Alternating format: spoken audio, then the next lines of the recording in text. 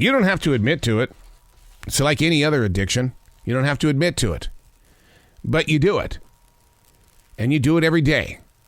And you probably do it in the middle of the night. And then you blame it on something else. And you got to take your melatonin, or you got to go to the doctor and find something that's going to calm down the voices. It's called creativity. Creativity loves attention, negative and positive, and it wants to be fed, like it or not. Unplugged, because we will always say yes to creativity. Totally uncut, because you know what? We all make mistakes. So turn it into a tool. This is Arroe Unplugged. Well, I did it again. Let me have a sip of coffee here before we break down.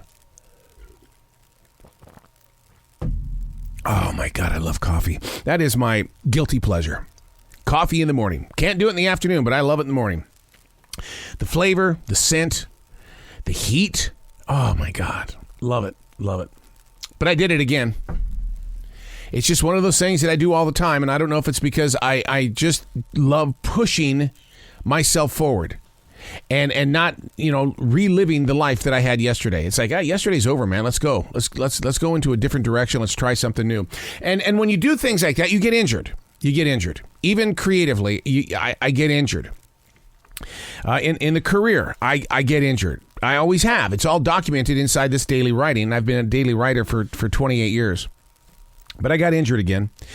And then it's like, boy, it's like starting the game of Monopoly all over again. And you have no property and everybody else does.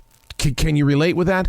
But, my mom would always say, you need to slow down, son. You need to slow down. I can't do it, Mama. I can't do it. Hey, it's Arroe. This is The Daily Mess, a chronological walkthrough in everyday world. Like I said, I'm a daily writer. I've been doing it since July of 1994. And what happens is that when you do it long enough, it's no longer about Dear John, or I had a really crappy day today. I don't know what I'm going to do. All of a sudden you realize there are things that are moving around you that are not about you, but you're going to document it. You're going to talk about it, and you're going to learn from it. The question is, why aren't you activating it? That's what the Daily Mess is all about.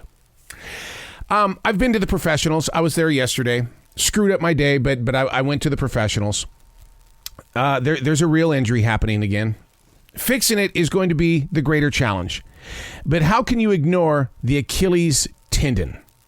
I'm here to say it's going to be a tough journey. My average day when I'm not sitting here inside this recording studio in a forest in South Charlotte, North Carolina, my average day, 13 to 15,000 steps. I've even had more than that. Since the day the app started counting, I've clocked in over 2 million steps. In fact, the exact number before I even came into the studio was 2,864,037 steps, which adds up to 1,350 miles.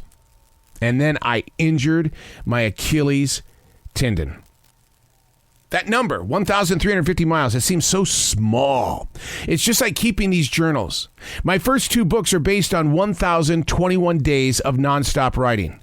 That's just over 3 years for each of those books. The physical presence of doing a journal daily started in 1997 as a challenge. I actually started writing in 1994, but to do it daily, no matter what the excuse was, what your mindset is, whatever your mood swing is going to go into, that didn't start until August of 1997 because I challenged myself to write 1,000 pieces of poetry, and that was going to require 1,000 days in a row.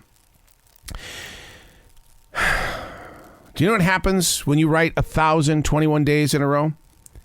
You start documenting those mood swings, those mindsets. So in reality, to be called a daily writer that started in August of 1997, I've only written 9,125 days in a row, which in today's numbers doesn't give you much to brag about. It seems so small until you begin to count. Or here's the tougher part. All of those journals dating all the way back to 1994 inside this recording studio because I believe in the presence of the continuation of inner power. All of those journals are very carefully and professionally put inside the studio. They are all so well taken care of. They're out of the wind, they're out of the air, they're out of the sunshine. They are in very, very special containers that are protecting every page. And it doesn't look like that much. 28 years. And it's like, that's it? All of those hours spent writing and that's it? What happened to larger than life? You know what I mean? You step out there into the real world, into the social media chapters, and everybody's life is larger than life. And you go, God, I want to be a part of that. I need to be a piece of that. How can I do it? Larger than life. Gene Simmons of KISS said, if you don't think it's larger than life, nobody will ever believe it is. I get that. If I don't believe it is, then how do I expect you to believe it's larger than life? But I've been to the professionals. I'm injured. And my wife looks at me going, I'm so sorry. And I'm going, but I'm the one that did it. And can I tell you how I did it?